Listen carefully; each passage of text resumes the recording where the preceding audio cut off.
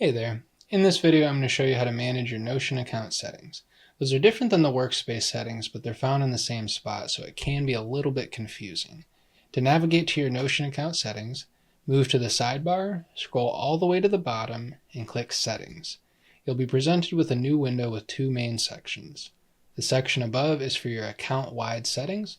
The section below is for the Workspace-specific settings. Anything you change in the settings above apply to every workspace that you're in.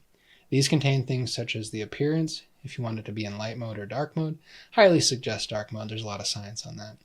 Or things like the way that your app behaves, such as continuing where you left off, or maybe every time you open your app, you want it to display your default page.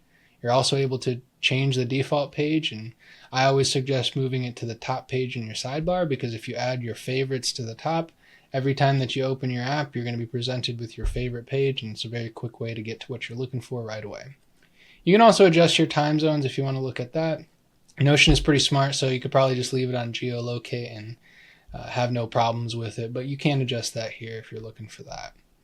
The other sections, such as the notifications, if you want to change the way that you get notified, come here to do that. If you want to receive Slack notifications, it has a very simple and seamless notification right back to Slack. So come over here to adjust the notification settings, add any connections such as integrations to Jira or outside external tools in the My Connection section.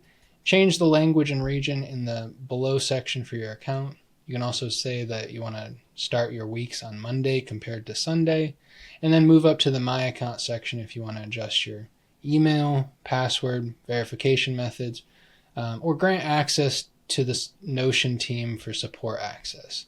I've had to do that a few times. Don't know what the problem was, but Notion team is very good and they fix it right away. So if your app is acting a little finicky, it could be just clearing the cache and that gets it fixed, or you might have to click this toggle to give support access to Notion team.